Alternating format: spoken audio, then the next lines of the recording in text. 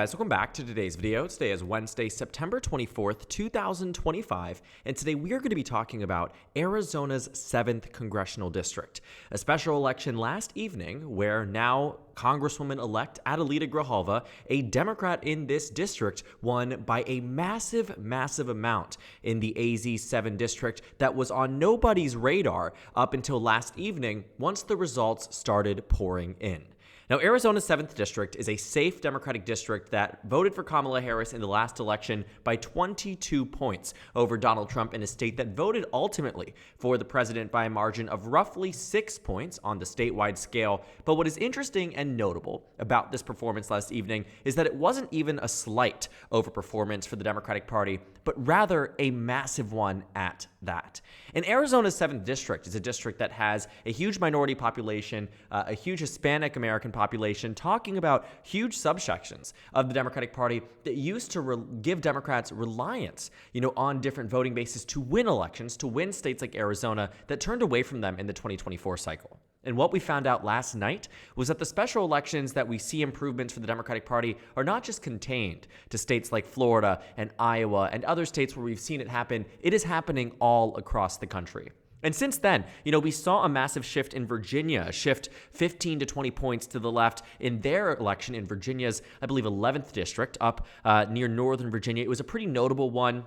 It was one where Democrats, again, wasn't really on their radar. They felt like they were going to do better, but not only did they do better, they took a Kamala Harris plus 30 district and turned it into a Democrat plus 50 district. And so the overnight realization from the party that paying attention to these special elections and seeing just how much better they are doing is translating in every part of this nation. And Arizona's 7th district last evening is absolutely no different. The result in the 2024 election is one that left a lot to be desired by the Democratic Party. In recent elections, this district had been more favored towards the Democrats. In 2022, Mark Kelly won it 68 to 30. Katie Hobbs won it 66 to 33. But in 2024, Kamala Harris received the least amount of vote share here of any Democrat, going all the way back. The last time you'll have to find it here was in 2008 when the candidate for Republicans on the national stage, hailed as the senator from the state of Arizona, John McCain, was the Republican nominee for president then. And even then, Obama's margin was identical to that of Kamala Harris, which might seem like it makes sense. But also taking a look at the performance for Biden, who got 66% of the vote here, Clinton, who got 63% of the vote here, this result is not that great. And ultimately, it translated into a loss for Democrats in Arizona across the statewide level. Donald Trump defeated Kamala Harris in this state by roughly 6 points, and it moved Arizona in a way that made it very difficult for Democrats to see exactly how, the math adds up for them to have a pathway in the future to win in elections. But what the results in the special election last evening showed is that this is the pathway. Adelita Grijalva won this race last night. Still some votes to come in, but the margin here with 90% in is plus 39%. Just 10,000 votes remain across the district, and it is not enough to narrow up this race back to where it was with Kamala Harris at the helm and with Democrats, too, that we saw even win statewide in the 2024 cycle. The margin here goes, again, from being one that even when it comes down to the House elections, the argument might be made, okay, well, Kamala Harris underperformed, but this was held by a Democrat before. What was their margin? Well, it was actually held by Adelita Grijalva's father in this race. He had held on to this seat for quite some time, and you will find he unfortunately passed away earlier on this year after he intended to retire in the 2026 cycle. But in the 2024 cycle, he was reelected across this district by a margin of, get this, roughly 33 points. And so to see it come to this point where, you have the Democratic Party, not 33 points, roughly 27 points across the district here. He received 63.4%. The Republicans received 36.6%. When it comes across, what we have been seeing and what we've understood about these special elections is that even when it comes down to the election where in 2024 or even in 2022, Democrats might have had incumbency advantage, a fundraising advantage, higher name ID than in some cases even some of the people that are running at the top of the ticket for governor or for Senate in the district. Oftentimes, those members of Congress, their performance is the best that Democrats can really do in the district. And we actually saw that, right? In 2024, we saw that Kamala Harris underperformed Raul Grijalva. There were Trump-Grijalva voters in the 2024 cycle for House. And so this would have been the benchmark for Democrats, not always the presidential, but to any point, Adelita blew it out of the water. And I think that's what really shows up in last night's election. We can actually take a look.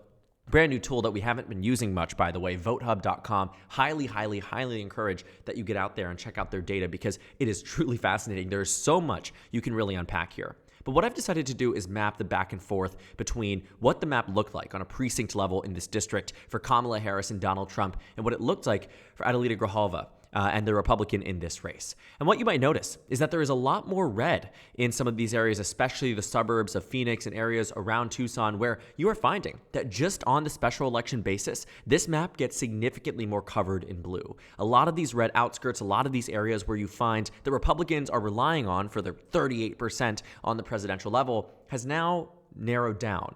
All of these areas right here specifically outside of Tucson, well, if we head back over to the 2024 map, it's a lot more red. And in some cases by pretty massive amounts. Precincts that voted for Trump, 60 to 40, 55 to 45, 54 to 44 in this cycle ended up switching over to the Democratic Party. Maybe not by an amazing amount, but certainly to a point where Democrats were flipping the district.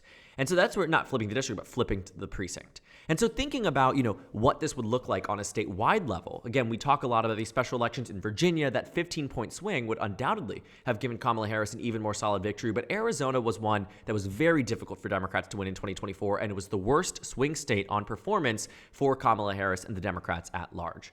But here's what we can take a look at.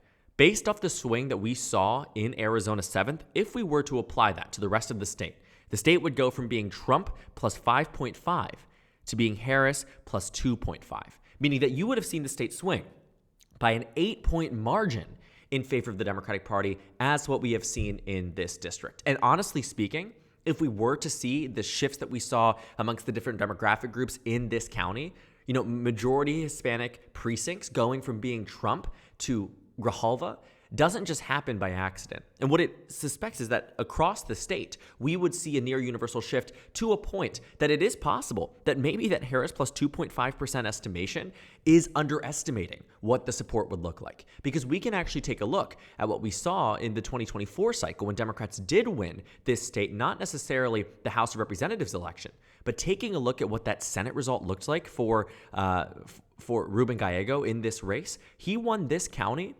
district by 30 points. Remember, Grijalva won this race in 2025 by 39.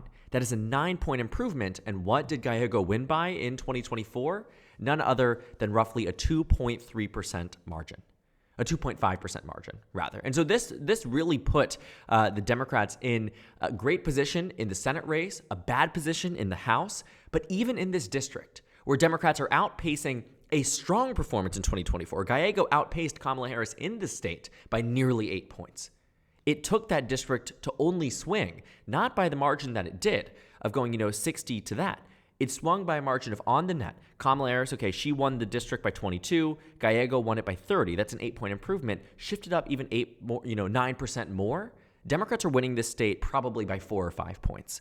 And I think that really goes to show that the energy and enthusiasm, one, has been tested on a variety of different levels, but as of late hasn't been tested in areas where we've seen traditional groups the Democrats have relied on for victory in the past that were being tested this time around. And yet, now we see it. When we're taking a look at the result, when it comes ultimately just looking at the Arizona election, we can pretty much understand that if Arizona is shifting by this amount, like many other swing states, then we can expect that in 2026, Democrats are going to have a fighting chance in a lot of these areas that maybe they've entirely written off for the upcoming cycle out of fear that they might be too far gone, right? And thinking about, again, all of these elections that we have seen since the 2024 cycle, every single one of these special elections, save maybe 2 out of 26, has found itself with Democrats making and growing in terms of their performance in every single regard. Florida's 1st district, Florida's 6th district. I think this is a great example. This was April of 2025. And, there was all this conversation. Okay, it's the first real House elections since Donald Trump was inaugurated in office. What's going to happen in these districts? Well, in Florida's 1st district, it's a district that Trump won by 30 points plus. Democrats came within 14 of Florida's 1st just months after Trump was inaugurated. In Florida's 6th, a very similar district here, it was one where the Democrats came within about 14, 15 points, but it was one that Donald Trump had won by 30 points plus. So these two districts here, Florida's 1st and Florida's 6th, were under the spotlight for Democrats. Why? because it ended up being much narrower than expected, but a lot of Republicans drew it off as a fluke. Well, then other elections happened all across the country. We saw it happen in Virginia's 11th district. This is an interesting one. Virginia's 11th was one that Democrats were expecting to win. The degree at which they were expecting to win by, not this much, right? Looking at the race in the 2024 cycle, how much did Kamala Harris win by? Or even, you know what, let's go to the Democrat. I made that point earlier that we should be using that as the point of reference. How much did the Democrat win by in 2024? They won by about 33. This time around, they won by 50, right? These elections are happening and popping up all across the country. They're happening on more micro levels too. We saw it in Georgia most recently last night. There was another election in Georgia, which isn't taking as much, conversation. And honestly, it really shouldn't. It's a state Senate district, but Democrats made improvements, right? The Trump plus 34 district turned out to being Republican plus 25, an improvement for Democrats nonetheless. In Arizona 7th, right? This is a district safe for the Democrats, but Harris wins it by 21, yet now Democrats are winning it by 39. And it's a district that has a huge minority population, specifically Hispanic and Latino population, that there has been all of this naysaying on the left and on members of the right too, who look at this and say, Democrats are not winning back Latino voters. It doesn't matter what happens on the national level. It doesn't matter what Trump is doing. Voters don't care. Latino voters approve. It's all this, again, spinning of the data and spinning of what we've seen, the very real and visceral reactions that different groups have had to Donald Trump's administration every single point. We talked about it last week, how Trump's approval amongst Hispanic voters has hit an all-time low. Well, no kidding that you're seeing that happen, because on the issues that matter the most to voters in Arizona 7th and across this country, economy, and specifically to Arizona, immigration is a huge one. Donald Trump is underwater in both ways. The economy more than immigration, but he's not approved of on any metric point. Not foreign policy, not immigration, not border security, not the economy, not inflation, not the job market, not Russia and Ukraine, not Israel and Palestine, nothing. I kid you not, nothing Donald Trump is approved on, and we are seeing that voters are angry. And even in places that are marked safe for the Democratic Party, they also are turning out in record pace. And that's what the election showed, a continuation of everything we have known and understood, and now it's happening on the congressional level. Because to put this in context, just to give you an idea of what this swing does, taking a look at the last cycle. Again, let's go back to the House margin and talk a bit about what it would look like in terms of a more national swing. We go to the Arizona House elections. Promise you, I don't like doing this either. I know it feels like a waste of time to go through the Wikipedia pages, but looking at the 2024 result, now that we're actually at here, not Arizona House, but the United States House of Representatives results in the state of Arizona. Again, this is a margin that Republicans won by 26.8%. Well, the exact margin from last evening, if we can go ahead and just quickly calculate it, we're talking about 39%. But breaking it down on an individual basis, we're down to 38.8%. So thinking about the shift between 26.8% to 38.8%, it's a solid 12. If you apply that to the House map of 2024, this is what you get on the national stage. Shift towards the Democrats by a margin of roughly 12. Then Democrats get 245 seats on the national stage, and Republicans are down to just 190, nearing the majority the Democrats had in 2008, when they won 365 electoral votes. They won nearly 60 seats in the United States Senate, and Obama put everyone to shame, and everyone was in bed on election night, unless you were partying, by 11 p.m. because by the time they had called California, the election was over. And so that is what 2026 would look like under this type of shift. An even bigger shift if you compare it to the one that happened in Virginia. That was a 17-point shift from the 2024 cycle to 2025.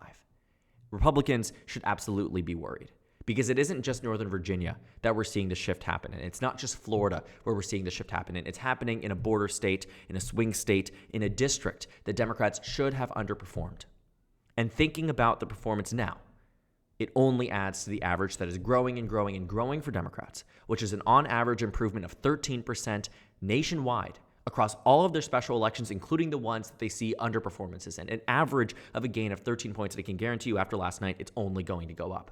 And this is what the House map would look like if that maintains through Election Day. Obviously, it probably won't. That's asking for a lot, and it also just shows that the special elections are largely indicative of that Democrats are outraged and angry and turning out to vote. It doesn't mean everything is locked in and solid, but what it does mean is that when it comes down to the results that we are seeing, the real testable election results, it is Democrats who come out ahead and prevail every single time and have an outperformance in ways that really makes bad trouble for the Republicans in the 2026 midterms. So thank you guys so much for watching this video. Make sure to comment down suggestions below. Subscribe on the left if you haven't already, and check out the Instagram and Twitter. At the bottom left of the screen, there's also a Discord server for you to go ahead and join. On the screen, there's a video for you to watch, and then a playlist for my 2026 House election analysis videos. Again, thank you guys so much for watching, and I will see you all later today.